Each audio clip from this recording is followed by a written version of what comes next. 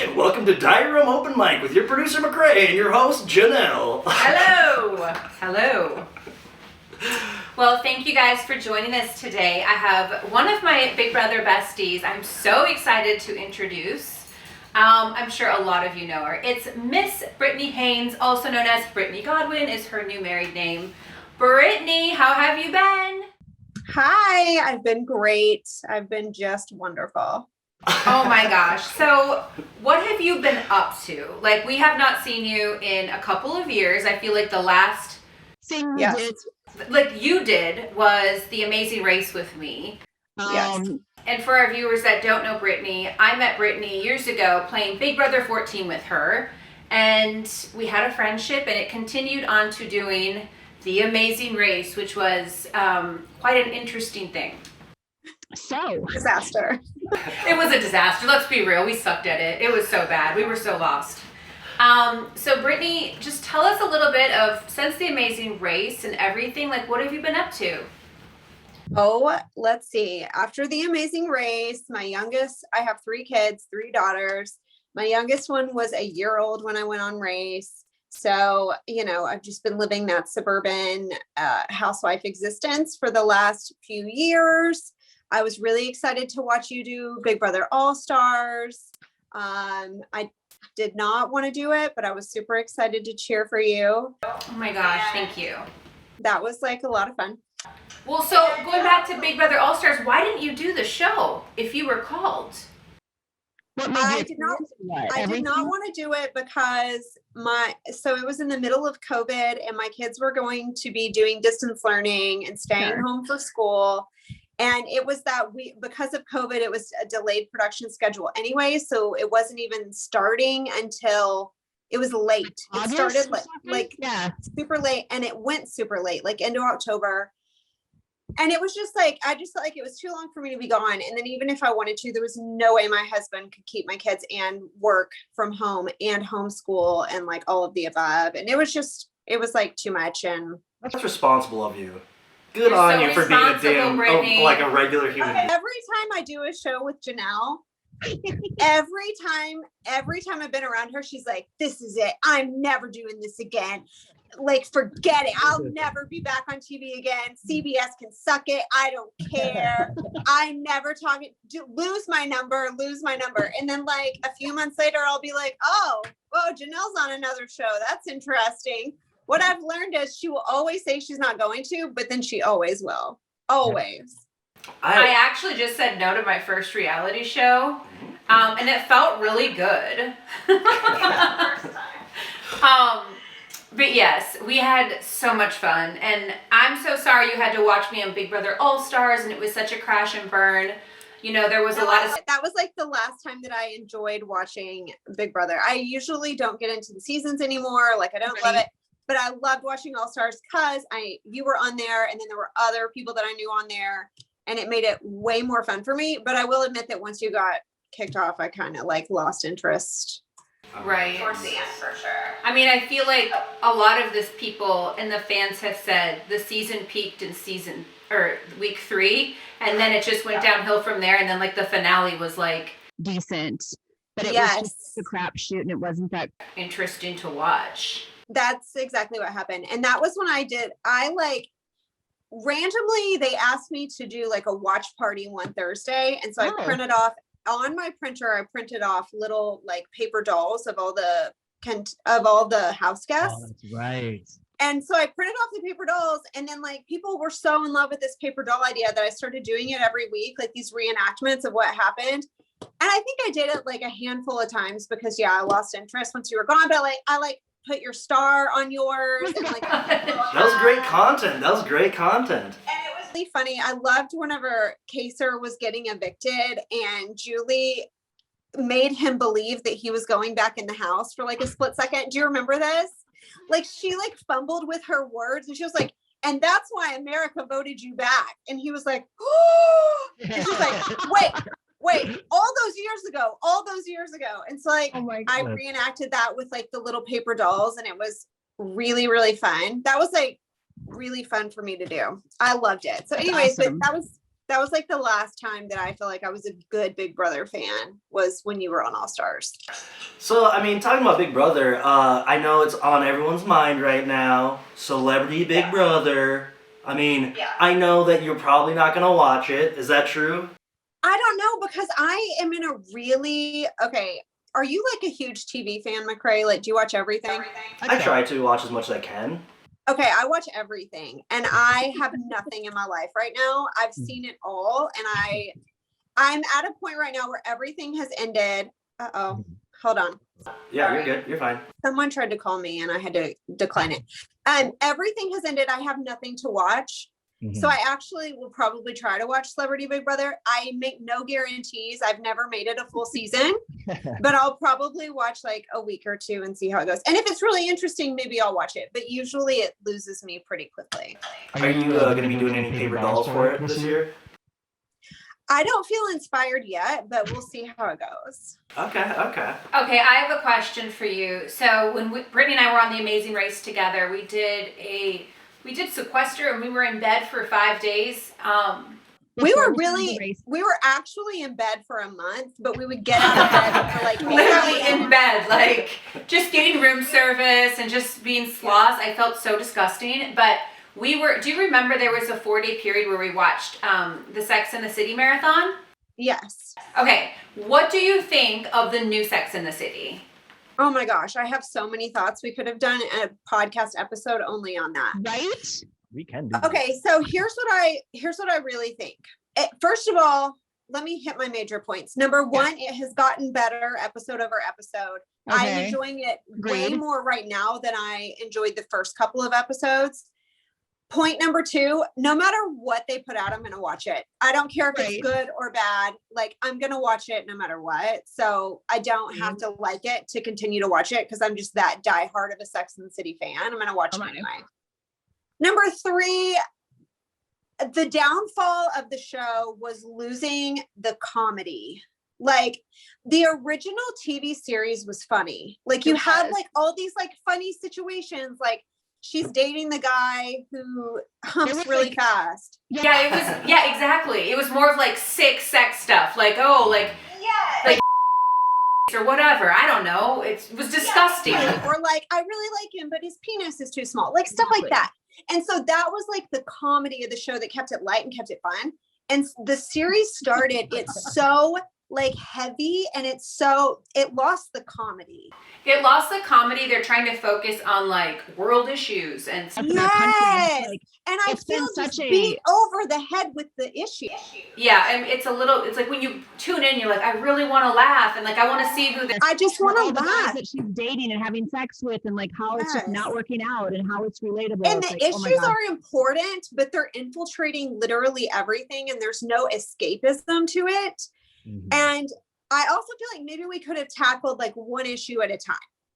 Like maybe this episode but we don't have to do all of them all in every episode. You know what I mean? Like kind of space it out. Yeah. And integrate some more comedy. Now that being said, those are my criticisms, but I'm going to watch it anyway. I'm going to love it. And even if I love to hate it, that's fine. I'm going to watch the show. I'm still watching it too. Tuning in, I was so disappointed to not see Miranda, but I was also disappointed and like, oh my God, is that what I'm going to look like when I'm 55?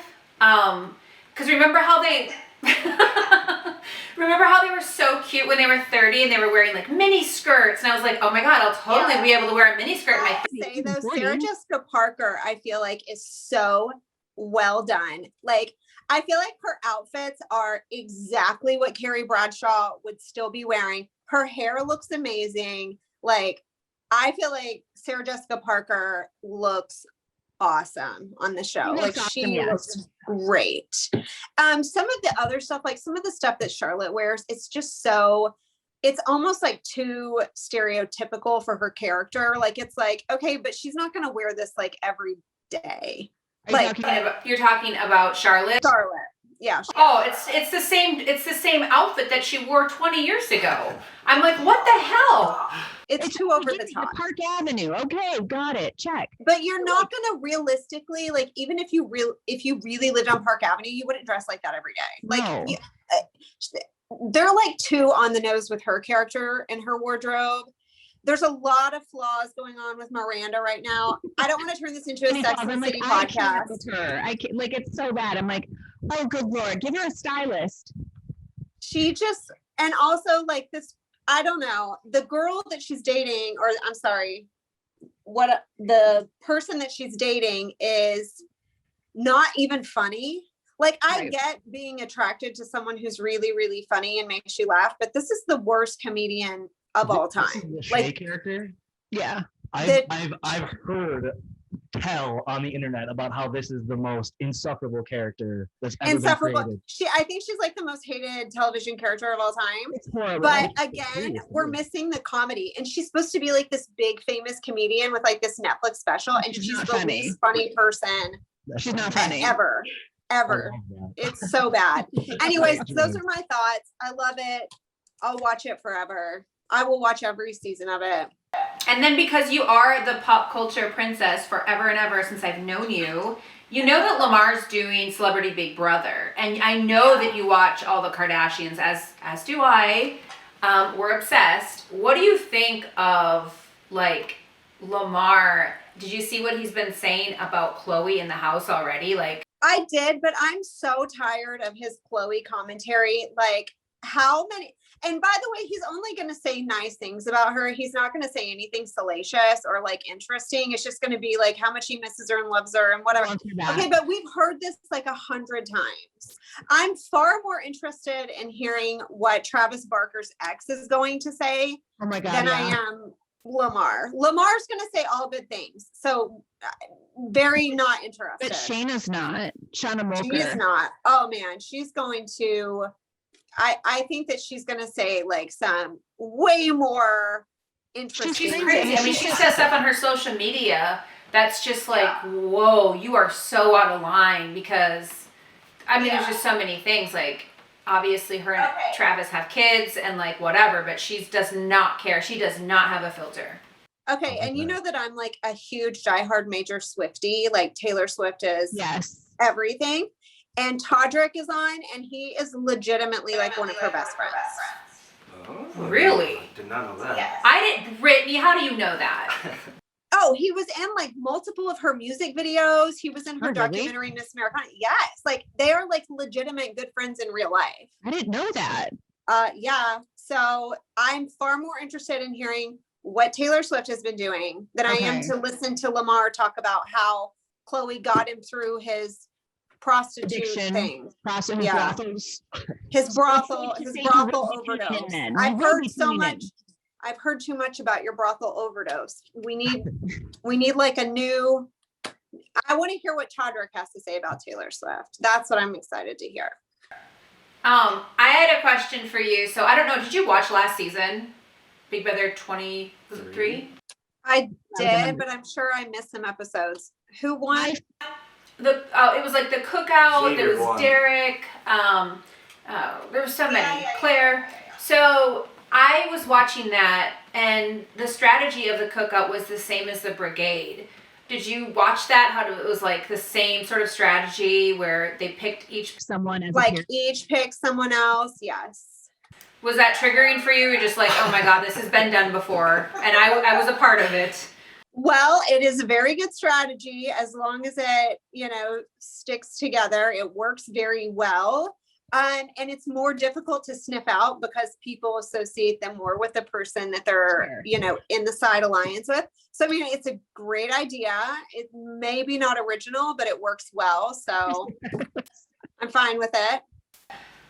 Okay, because I was wondering, I wonder if you thought that it was the same as the brigades. I mean, it was obviously a bigger alliance than the brigade, but it was the same sort of method. I don't know that anyone will ever do it as well as the brigade did, though, because it was like original. And also the shocking part about the brigade doing it is that it was so freaking obvious, but yeah, also not to anyone who was in the house. So it was like working out together. It was like, guys, alliances together. It was like a super obvious bromance that somehow no one knew was happening. Crazy. Even though it was the most obvious thing in the entire world. Crazy, so right? That's another part of it. Before we go any further, I just want to say we're going to take a break and we'll see you guys on the other side. I'm sorry, roll the ads. Do we have advertisers on this? And we're back. Hey, Brittany. All right, so Janelle. Yeah, so I have another question that I've been dying to ask you. I mean, I know we've talked a lot on The Amazing Race. You told me, I know so much about you, but if you can just share with your viewers, like, what's next for you? Like, what are you up to?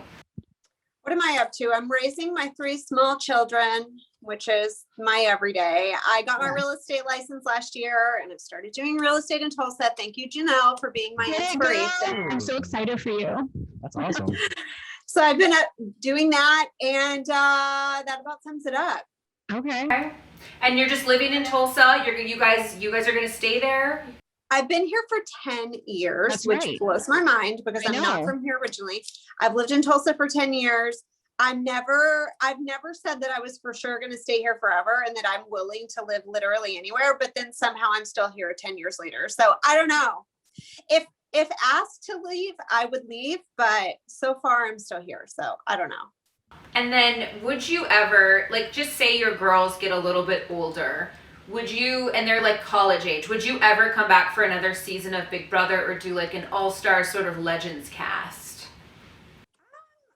Definitely consider it. And especially like the older my kids get, I would definitely consider it. There's a lot of factors that go into it, obviously, but I mean, I would consider it for sure. Yay, I love that. What's the minimum that you would have to be paid to come back?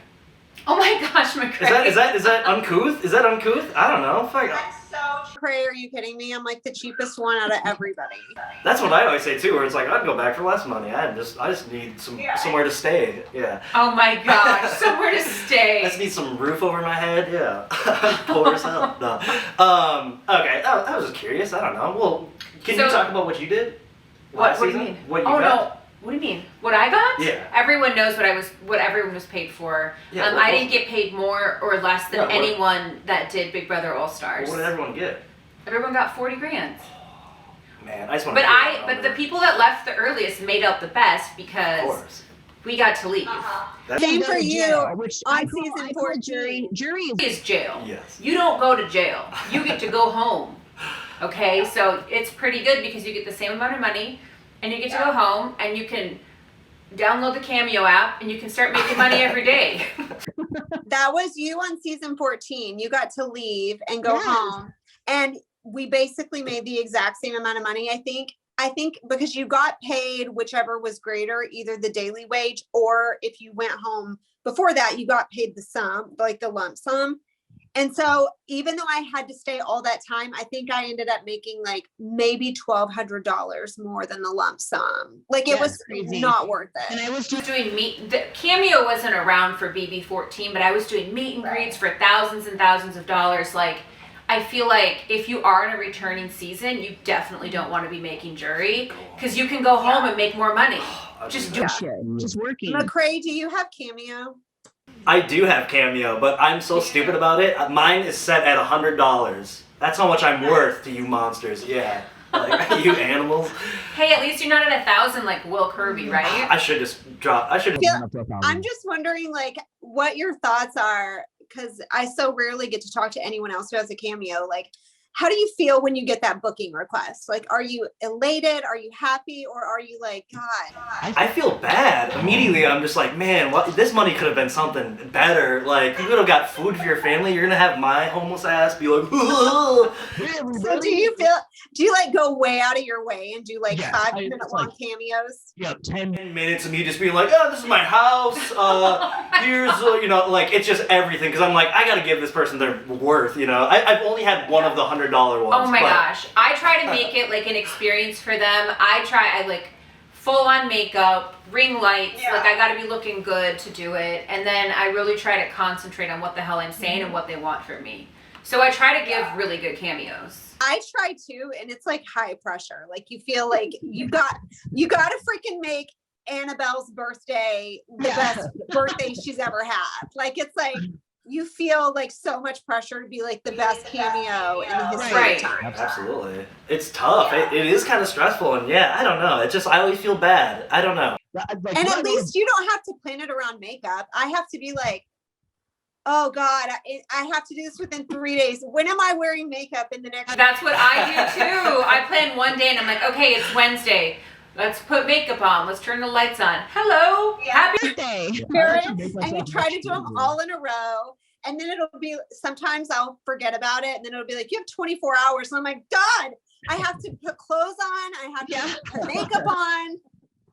Like, I'll be like, oh, it's like a whole thing. And yes, you have to like try to really make it worth their money. It's a lot. And then there's also, I don't know if you get this, Britt, but I get these weird requests where like they are asking me for things and like I don't have an OnlyFans account. Like I'm not gonna show you my panties. I'm not gonna show a tit. Like, yeah. I've only gotten like 1 or 2 of those, and I just happy birthday. That's what Cameo is. It's not like a, you know, let me show me your panty drawer and this and that. It's like, no, dude. Like, no. There's some big. You're on the wrong app. There's some alumni that are out there making real money on OnlyFans. Oh yeah. Real money. How much do you think they make? Like, how much is the highest OnlyFans Big Brother alumni making? Yeah, I have no idea. I'd say 50 grand. A month? Yeah, I would think. I have no idea. But I remember when OnlyFans was first coming out, and they like, I'm sure they sent you a message, Janelle. They sent me one. No, I didn't get anything from them. They were like, oh, we're gonna be like Cameo. Like they were trying to sell it like that it wasn't going to be like a sexual thing. And then I think it really took off with all the sex workers and because they were able to cut out the middleman and make way more money. Yep. And now I feel like OnlyFans is trying to get away from it again. And they're trying to recruit people from reality shows and whatnot to just put regular content on so that they can get away from the stigma of like, oh, sex. You know, the sex content. Like, hey, here's my boobies, here's my everything. But it hasn't been successful so far because if you say OnlyFans, everybody's like, "Oh, you do porn." You do porn. OnlyFans is out there listening. We will put our podcast on OnlyFans. Okay, McCrae. You might as well. Yeah, get exactly. paid per episode. Yeah.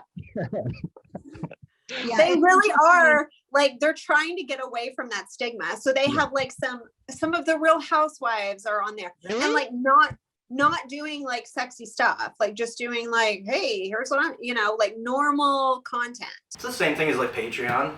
Or just like a pay-per-view, like follow my life. Yeah. I'm going to charge you $25 a month and it is what it is. Yes, exactly. That's what their goal is now, I think, to get like a more broad audience. Makes sense, but yeah. I know a lot of Big Brother female contestants get into the OnlyFans thing. I mean, I say good for them. I'm all about making the most money you can ever make and doing what's good for you and yourself and your career and your family, whatever. So the people that are making 50 grand a month, you go, girl. Go for it. Yeah. And you were you were on Big Brother way before me, even back in your season 6 and 7 days, but like social media literally wasn't a thing at all. And when I did season 12, I remember when I got off of the show, my mom had set me up a Twitter account. But when I went on the show, I didn't even have one.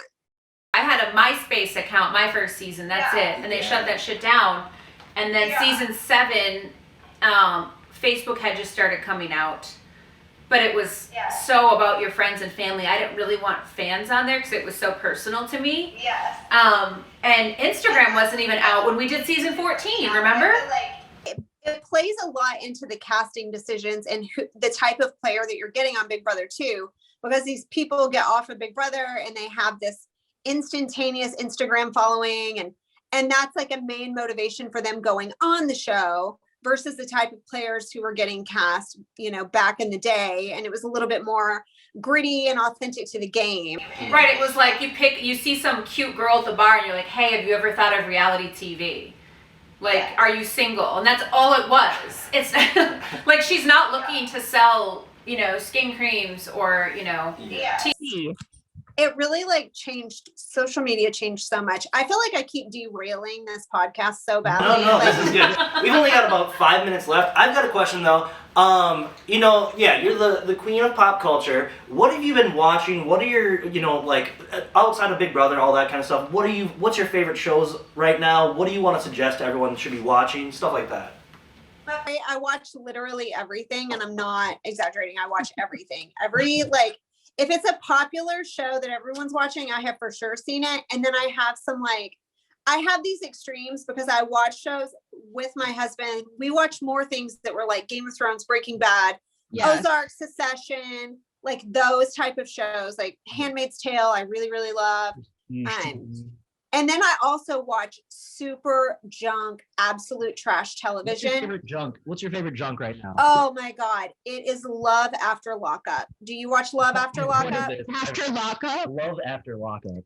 Oh, it's so amazing. It's these people, they start writing people in prison, and then they get into a romantic relationship, and then they get released from the prison system, and then it follows their relationship after the release and like what happens. And it's quality television. Wow.